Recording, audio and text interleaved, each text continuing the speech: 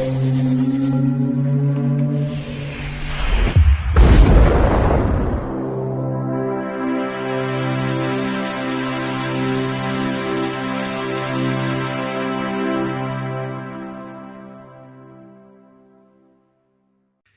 Bayek, it's me, Ian. And in today's video, I'm looking at this. This is Ransom from 1974. Now, this is 94 minutes long, and Rotten Tomatoes give it 50%. Which again, it seems a bit low to me. It's suggesting that the critics certainly were not as keen on this, but from what I've read, I don't understand that. A lot of people really like this film. They take it what it is. That's the problem. You just enjoy it. Go with it. Go with the ride, if you want to say. Anyhow, this is written by Paul Wheeler. Paul Wheeler, sort of the films that he has written for were Caravan to Vacaras, 1974, The Terrorists, 1975, and from 2003, The Medallion. But then, if you look, it's really a story of the TV series and TV films that he wrote for. Now, it's directed by the Finnish director Kasper Reed. Now, he directed Private Potter in 1962. The Barber of Stanford Hall, 1962.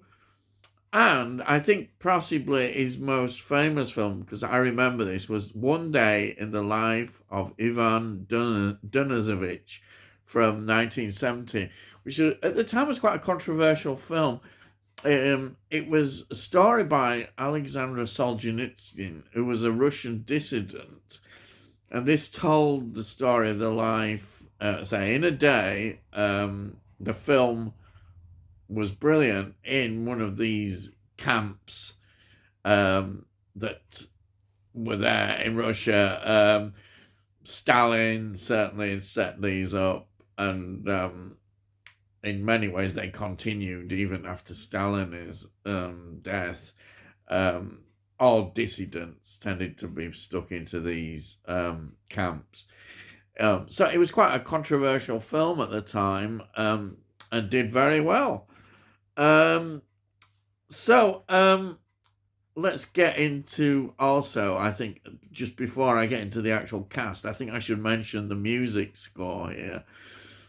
It's written by Jerry Goldsmith. Now, Jerry Goldsmith, when you look, I have never seen such an amount of films that he has written for.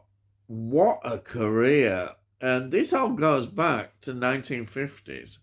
And we see the TV series, The Twilight Zone, is among those outstanding themes from 1959. Now, there's so many, I can't go through them all, but just one or two that really are outstanding. I think I have to mention it. Planet of the Apes, 1968, he wrote that. As he did The Escape from the Planet of the Apes, 1971. He also did Chinatown, 1974, which is a great film. Logan's Run, 1976. Let's see. Alien, 1979. I mean, wow, Alien. The music to that. And, of course, The Omen. The Omen, what a film that is. I love The Omen. 1976.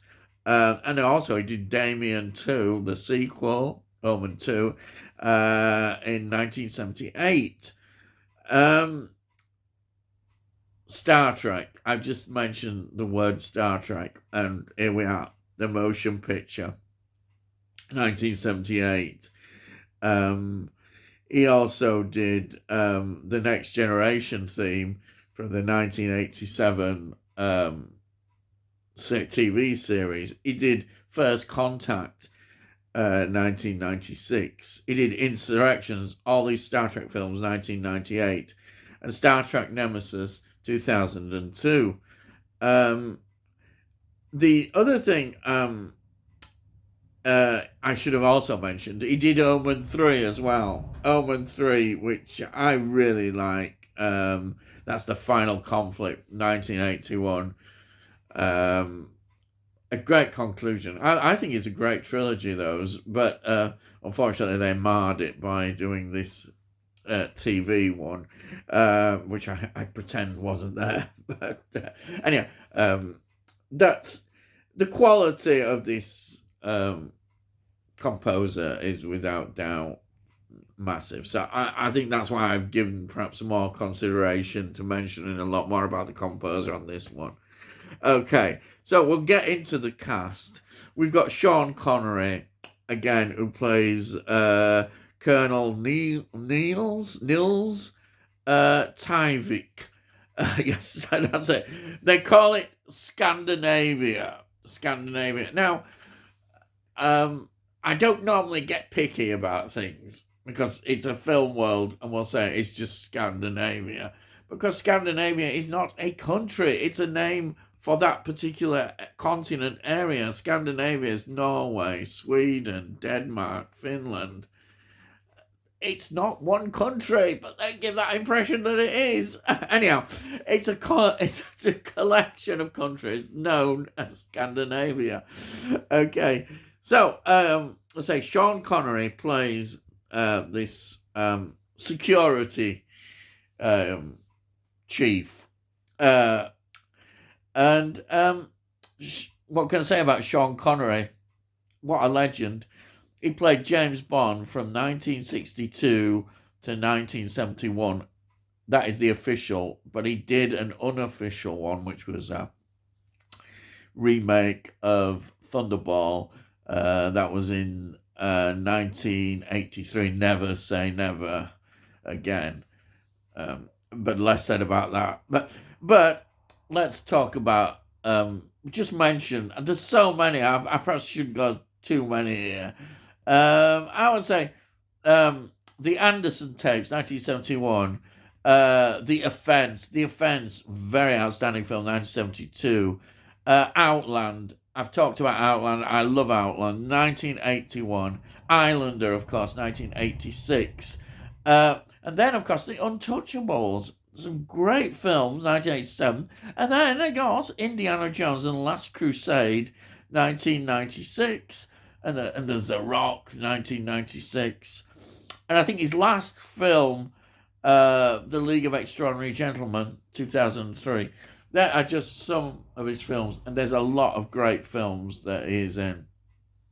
Then we've got Ian McShane, who plays Ray Petrie. Now, Ian McShane is interesting. He was very much well known for his TV series, Lovejoy, 1986 to 1994, and Deadwood, yes, 2004 to 2006. But he also, his filmography is amazing. Ones that stand out are Villain, 1971. The Great, the Great Riviera Bank Robbery, 1979. That one comes up quite a bit. There's a lot of British actors in that. And then Scoop. Scoop is interesting. That's 2006. Because that is a Woody Allen film. Yeah. And then, of course, where he's sort of rejuvenated his film career was in John Wick, which came out in 2014. Then John Wick in Chapter 2, 2017. John Wick Chapter 3, 2019.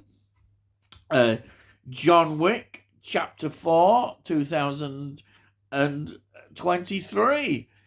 And that franchise, because that's what it appears to be, has not finished yet. And I think there's another um, spin-off called Ballerina. I'm not sure whether he's in that, but he could well be.